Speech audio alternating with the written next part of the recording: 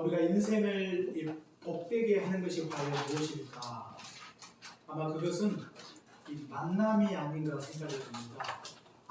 우리가 하나님을 만난 것, 그리고 부모와 자식이 만난 것, 그리고 부부로 서로 만난 것, 아마 그 자체가 하나님께서 우리에게 허락하신 복이라고 이렇게 말씀을 드릴 수가 있습니다. 우리가 잘 알고 있는 전도서 9장 9절에도 보니까 회할에서 사랑하는 아내와 함께 즐겁게 살지어다. 이는 내가 회할에서 수고하여 얻은 몫이라 했어요. 몫이라고 하는 것은 옛날 성경에 보시면 분복이라고 복이라 그런 뜻입니다. 부부가 함께 만나 사는 것 자체가 복이라고 하는 것이죠. 오늘 우리가 성경에도 보니까 아내를 얻는 자는 복을 얻고 여호와께 은총을 받는 자니라. 저는 이 잠언을 이렇게 쭉 보면서 평소에는 별로 그 눈에 와 닿지 않는 그런 성경 구절이었는데 이번에 제가 설교를 준비하면서 좀 22절을 보니까 굉장히 좀 새롭게 다가오는 그런 말씀이었습니다. 진짜로 많은 사람들이 이 말씀에 공감을 하고 살고 있을까? 그런 질문이 들었어요. 남편을 얻는 자가 복된 자인가? 아내를 얻는 자가 복된 자인가? 그냥 이것을 그냥 읽는 정도가 아니라 실제로 내가 그렇게 믿고 그렇게 경험하고 그렇게 살고 있는가 한번 생각해 보는 그런 계기가 되었다고 하는 것입니다. 우리가 오늘 성경 말씀에 비추어보면 우리는 복받은 자다. 부부로 만났고 남편이 있고 아내가 있다는 것. 성경은 그것을 복이라고 말씀을 하고 있는 것입니다. 그 어떤 목사님이 설교 중에 회중에게 그런 질문을 했다고 해요. 이 세상에서 가장 차가운 바다는 무엇인가? 그렇게 물었다고 해요. 뭘까요? 아시는 분도 많이 계실 텐데 아마 그것은 썰렁해 이게 가장 차가운 바다라고 해요. 또 하나 묻기를 그렇다면 가장 따뜻한 바다는 무엇일까? 그렇게 물었더니 대답은 잘 안 나오죠 원래. 사랑해.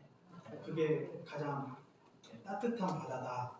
그런 이야기를 했다고 그러는데 그래서 이 설교 중에 들었던 그 말씀을 어떤 여집사님이 듣고 평소에 좀 남편에게 좀 사랑해 이런 고백을 듣고 싶어서 자기 남편에게 똑같은 질문을 했다고 해요. 당신 혹시 이 세상에서 가장 차가운 바다가 뭔 줄 알아? 이렇게 물었더니 대답을 쉽게 못하겠죠. 그것은 바로 썰렁이냐. 그렇다면 가장 따뜻한 바다가 뭐냐? 이렇게 물었더니 그것도 좀처럼 이렇게 대답을 잘 하지 못해요. 그래서 이제 아내가 힌트를 주는 거죠. 그거 있잖아. 내가 당신한테 꼭 듣고 싶은 말. 그래서 아마 남편이 사랑해 그 말을 듣고 싶었는데 한참 남편이 고민을 하다가 뭔가 좀 새로운 깨달음을 얻은 듯이 그냥 눈이 번뜩거리면서 그가 했던 말이 가장 차가운 바다는 열바다다. 그렇게 대답을 했다고 해요. 열바다. 아마 이것이 그 부부로 살면서 살아가는 우리의 현 주소가 아닌가 생각이 되는 답변이 아니었는가 생각이 됩니다. 부부는 사랑스러운 존재고 부부는 복된 존재입니다. 열받는 그런 존재가 아니에요. 그럼에도 불구하고 너무나 우리가 부부로 살면서 열받고 그렇게 인생을 살고 있는 것이 아닌가. 하나님이 우리에게 복으로 주셨는데 그 복을 누리지 못하는 것은 하나님 책임이 아니라 우리의 책임이다. 하나님이 우리에게 이미 복으로 주신 게 많아요. 그런데 복을 복되게 만드는 책임은 우리 자신에게 있는 것입니다. 그것을 복으로 알고 그것을 누리는 것은 우리의 실력에 달려 있는 것이죠.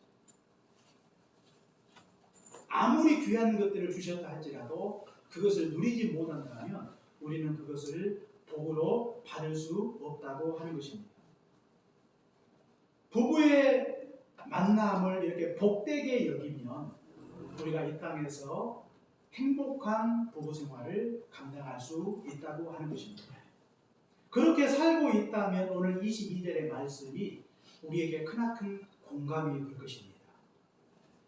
그렇게 부부 생활을 하지 못하면 오늘 성경을 볼 때 왜 성경이 거짓말을 하고 있지? 아마 그렇게 질문을 들을지 모르겠어요.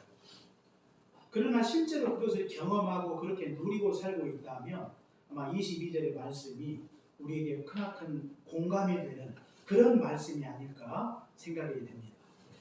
그렇다면 아내를 얻는 자가 왜 복된 자인가? 왜 성경은 아내를 얻는 자가 복되다고 이렇게 말씀을 하고 있을까? 우리가 몇 가지 그 이유를 말씀을 드리면요. 첫째로 아내를 얻으면 혼자보다 낫기 때문입니다. 부부는 둘이 하나가 되는 것이죠. 원래는 둘이에요. 혼자보다 둘이 낫다고 우리가 전도서 4장에 말씀을 하고 있는 것을 볼 수가 있죠. 왜 혼자보다 둘이 나은가? 4장 9절에서 12절까지 말씀을 보시면 몇 가지 이유를 설명을 하고 있어요. 그 첫 번째 이유는요, 함께 수고하여 상을 받는다 그랬어요. 이 말씀이 무슨 말씀인고 하면 함께 수고함으로 더 많은 효과를 낼 수가 있다고 하는 것입니다. 혼자 수고해서 얻는 효과보다 둘이 함께 수고하여 얻는 효과가 훨씬 더 크다는 거예요. 이게 바로 시너지 효과죠. 혼자 하면 힘든 일도 둘이 하면 재밌게 할 수가 있어요. 제가 과거에는 그렇게 많이 돕지를 못했는데 몇 년 전부터 좀 비교적 전보다는 더 많이 집안일을 좀 많이 돕고 있는데요. 제가 집안일을 하면서 좀 몇 가지 느낀 게 좀 있어요. 그 집안일이 끝이 없다는 거, 그런 이야기 참 많이 하죠. 그리고 집안일이 굉장히 중노동이라는 거. 그리고 집안일을 해도 누가 알아주지 않는다는 거. 아무리 열심히 하고 아무리 많이 해놔도 야, 참 일을 많이 했군요. 그러면서 그냥 예를 들어서 자녀들이 그것을 보고 그냥 엄마한테 수고했다고 이렇게 무슨 박수를 치는 것도 아니고 해도 늘 하던 일이고 늘 해줘야 되는 거고 해도 별로 표가 나지 않아요. 이런 것들을 참 많이 느끼게 되는데 그러다 보니까 그것을 혼자 하게 되면 참 얼마나 힘들까 그런 생각이 들었습니다. 그런데 대부분의 많은 주부들이 그런 일을 혼자 해내고 있지 않습니까? 그러면서도 정당한 평가를 받지 못하죠. 그리고 하다가 만약에 무슨 일이 생겨서 그것을 하지 못하면 그 모든 책임이 아내에게 올 때가 굉장히 많습니다.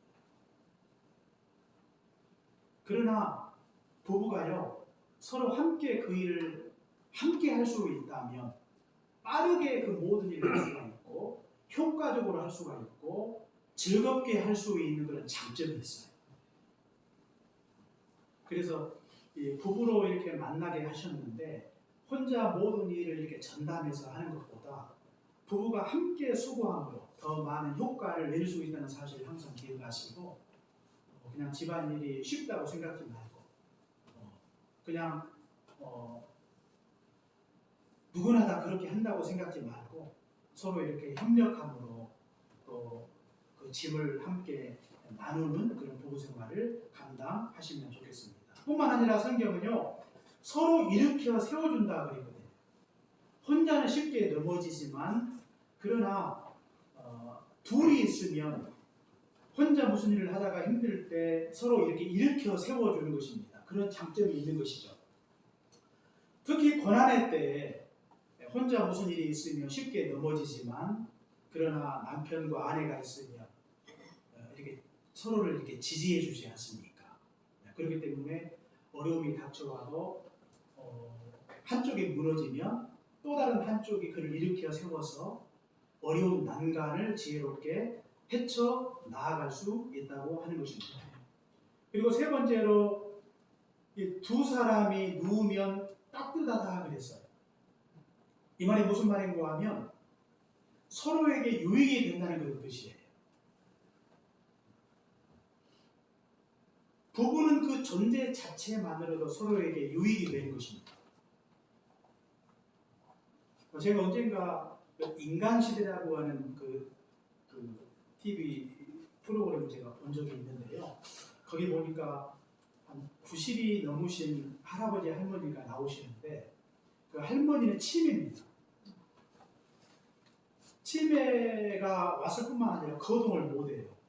그런데 그 모든 수발을 다 누가 하는가 하면 할아버지가 하시더라고요. 할아버지가. 그냥 좀 치매가 와서 오랜 기간에 걸쳐서 할아버지가 그 할머니를 전담해서 이렇게 케어를 하고 있는데, 근데 그 할아버지에게 한 가지 소원이 있더라고요.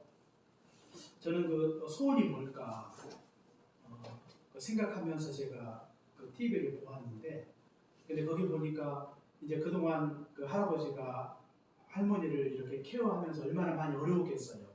그래서 이제 연세도 많으니까 당신은 빨리 이제 저 세상으로 가고 나도 곧 뒤따라 가는 것이 나의 소원이다. 뭐 그렇게 이야기할 것 같았는데 그 할아버지의 소원은 그게 아니었어요. 이렇게라도 좋으니까 내 곁에 사람만 있으면 좋겠다. 그런 이야기를 하더라고요. 할아버지가. 그냥 치매에 걸려서 뭐 대화도 잘 안 되지, 또 거동도 못 해요. 근데 그런 그 할머니와 자기가 죽는 그날까지 자기가 짊어져야 될 십자가가 얼마나 크겠습니까? 그럼에도 불구하고 지금 이대로도 좋으니까 사람만 있으면 좋겠다. 그런 소원이 그 할머니의 마음속에 있는 것을 그 인간시대를 통해서 볼 수가 있었는데, 부부라고 하는 것은 바로 그런 것입니다. 존재만으로도 서로에게 피차 유익이 되는 것, 이게 바로 부부라고 하는 것입니다. 그럼 뭔가를 나에게 해 주어서가 아니라 나이가 들면 들수록 그 존재 자체가 자신에게 크나큰 유익으로 다가오는 것이죠. 그 어떤 것으로 채울 수 없는 그 빈 공간이 바로 부부의 자리라고 하는 것입니다. 할아버지의 경험을 통해 그걸 발견하게 된 것이죠. 바로 이렇게 부부는요, 혼자보다 둘이 있는 것 자체가 서로에게 큰 유익이 되는 것입니다. 물론 이 부부로 살다가 부부가 꼭 같은 날 죽는 건 아니죠. 또 먼저 이렇게 가시는 분도 계시고 뭐 그런 분들이 많이 계시는데, 이런 그 자연의 섭리를 우리가 거역할 수는 없는 것이죠. 하나님이 불러가셔서 뭐 혼자 살 수밖에 없는 그런 상황이며, 또 그 삶을 또 나름대로 감당하고 견디는 것이 우리 인생 아니겠습니까? 뿐만 아니라 둘이면 맞설 수 있다 그랬어요. 혼자면 약하지만 둘은 강해. 우리가 인생을 살다 보면 인생의 풍파가 얼마나 많습니까? 그런데 혼자 이렇게 맞설 수 없지만 이 부부가 함께 맞서면 어떤 시련이 닥쳐와도 그 모든 것을 능히 감당할 수 있다고 하는 것입니다. 끝까지 남아서 모든 모진 풍파를 함께 맞설 수 있는 존재가 바로 부부라고 하는 것이죠. 우리가 형편이 좋을 때는 주변에 사람이 많지만 우리가 형편이 어려워지면 주변에 있던 사람들도 다 떠나가는 것이 세상 인심 아닙니까?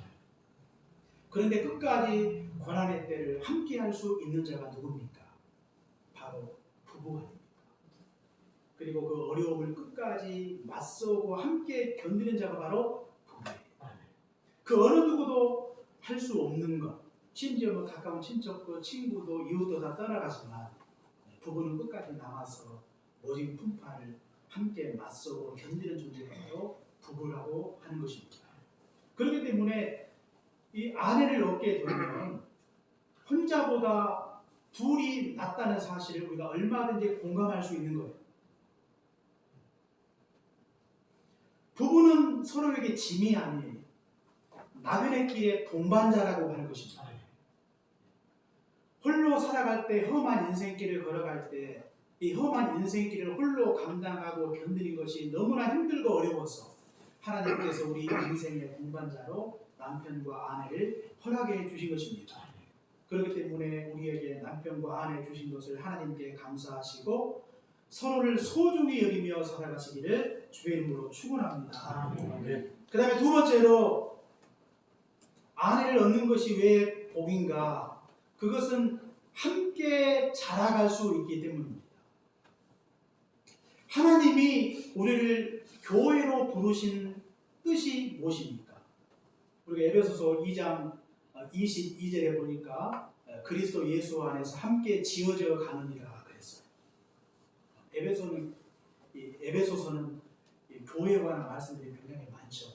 하나님이 우리를 교회로 부르신 것은 교회를 통해서 함께 자라갈 수 있도록 하시기 위해서 하나님이 교회로 불러주신 것입니다. 하나님이 또한 부부로 만나게 하신 목적이 무엇인가? 그것은 함께 지어져 갈 수 있도록, 함께 성장할 수 있도록 하시기 위해서 부부로 만나게 하신 거예요.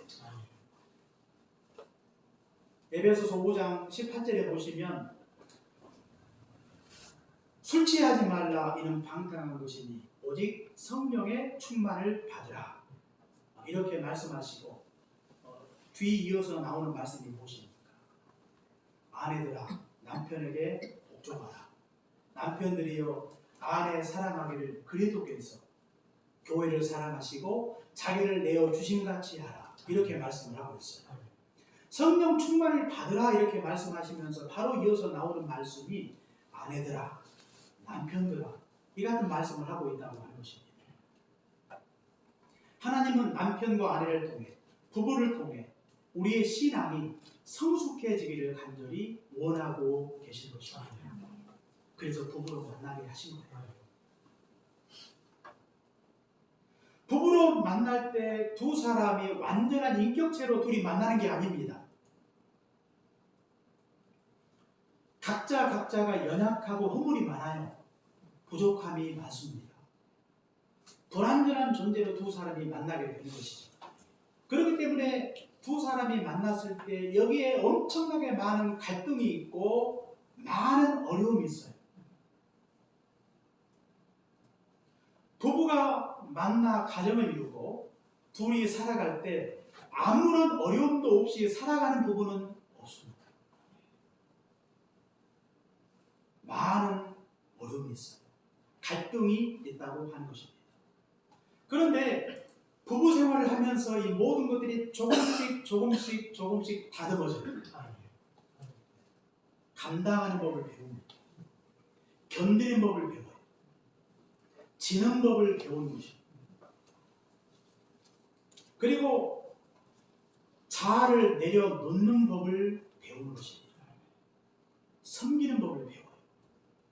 눈치가 빨라져요. 이런 모든 것들은 부부 생활을 통해서 다 배우는 거예요. 그래서 부부로 만난다고 하는 것은 이 부부는 어떤 존재인가? 부부는요, 내가 하나님 앞에 성장할 수 있는, 자라갈 수 있는 가장 강력한 훈련관이 바로 남편이고 아내라고 하는 것입니다. 하나님이 그 일을 위해서 하나님께서 우리에게 남편과 아내를 허락해 주신 거예요. 나의 남편은 나의 훈련관, 나의 아내가 나의 훈련관. 하나님이 우리 각자를 성숙해 하시고 함께 지어져 갈 수 있도록 하나님의 형상을 담는 자로 만들어 가시기 위해서 하나님께서 부부라고 하는 그 만남을 통해 우리를 성숙한 존재로 다듬어 가신 것입니다.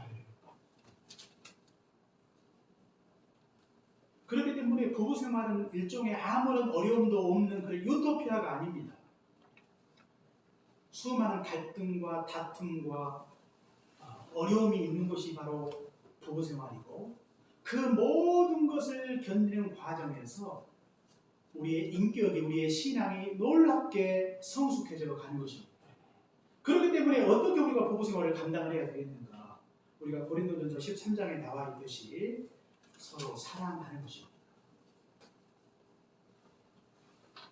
특히 우리가 고린도전서 13장에 보시면 우리가 주로 많이 보시는 말씀이 뭐 사랑은 오래 참고 사랑은 온유하고 주로 이제 그런 말씀들을 많이 보시는데, 특히 13장 7절을 좀 많이 보셔야 돼요. 모든 것을 참으며 했어요. 이 말이 무슨 말인가? 성질 부리면 안 된다 그런 것입니다. 모든 것을 믿으며, 어려운 환경에서 신뢰하는 것을 가리킵니다. 모든 것을 바라고 기대하는 것입니다. 모든 것을 견디는다. 힘들어도 박차고 나가지 않고, 힘들어도 도망가지 않고, 그 모든 것을 감내하는 것, 모든 것을 견디는 것, 모든 것을 살아내는 것, 그것이 바로 우리가 부부 생활을 통해서 우리 각자가 하나님 앞에 성숙해져 가고 함께 자라가는 길이라고 하는 것입니다. 그래서 우리가 인생을 살면서 우리를 가장 아프게 하는 존재가 어쩌면 나의 남편과 아내예요. 저도 아내에게 그런 소리 많이 들어요.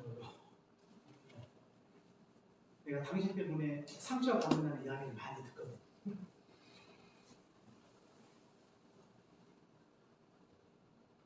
그런데 본인은 모르지만 저도 받을 때가 있어요. 근데 본인은 잘 모르더라고요. 우리는 그렇게 좀 착각 속에 인생을 살고 있는 것이 아닌가. 서로 가시가 될 때가 많습니다. 그런데 분명한 것은 우리 이 남편과 아내가 서로 가시가 돼요. 우리를 더욱더 단단하게 만들고, 우리를 더욱더 성숙하게 만들고, 더욱더 거룩하게 만들어가는 것입니다. 그래서 부부의 만남이 소중하고 귀한 것입니다. 그래서 성경은 아내를 얻는 자가 복된 자고 여호와께 은총을 받은 자다, 그렇게 말씀을 하고 있습니다. 마지막 세 번째로 왜 그것이 복인가? 아내를 얻게 되면 함께 사명을 감당할 수 있기 때문입니다. 하나님께서 남편과 아내를 서로 만나게 하신 것은 사명 감당하라고 만나게 하신 거예요. 우리가 창세기에 보시면 하나님께서 남자와 여자를 지으시고 하나님이 복을 주시죠. 생육하고 번성을 땅에 충만하다. 땅을 정복하고 땅을 다스리라. 그런 말씀을 주시지 않습니까? 그런데 이 말씀은 하나님이 아담과 하와에게 주시는 축복이기도 하지만, 그러나 동시에 사명이라고 하는 것입니다. 생육하고 번성하는 것은 하나님이 주신 복이죠. 땅을 정복하고 다스리는 것은 하나님이 아담과 하와에게 주시는 일종의 미션이라고 이렇게 말씀을 드릴 수가 있죠. 그리고 하나님이 아담을 잠들게 하시고 그의 갈빗대를 취해서 하와를 만드시는데 왜 만드십니까? 돕는 배필로 만드세요. 무엇을 도우라고 하나님께서 하와를 만들어 주시는가? 아담이 하와를 만들 그 당시에 하고 있었던 일이 무엇입니까? 그것은 짐승의 이름을 짓고 있었어요. 다시 말하면 하나님이 만드신 우주 만물을 다스리기 위해서, 짐승을 다스리기 위해서 이름을 지어주는 것이죠. 그 짐승의 개성에 맞게 이름을 지어주는 것입니다. 그 일을 하고 있는 중에 하나님께서 아담을 잠들게 하시고 돕는 배필을 지으리라 이렇게 말씀하시고 하와를 하나님께서 만들어 주시죠. 그리고 그를 이끌어 아담에게로 보내서 두 사람을 만나게 하신 것입니다.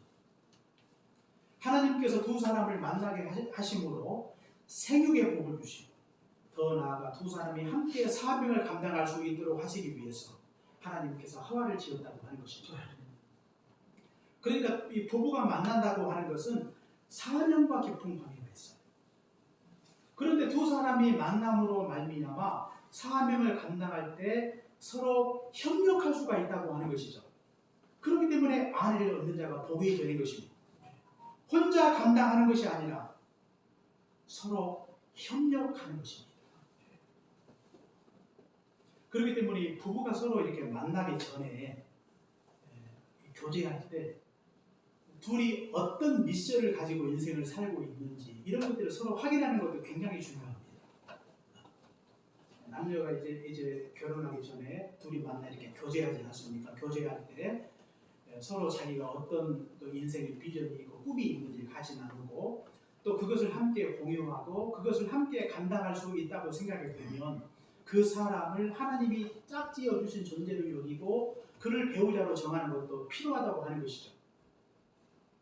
그런 과정을 통해서 두 사람이 만나게 되는 경우도 굉장히 많습니다.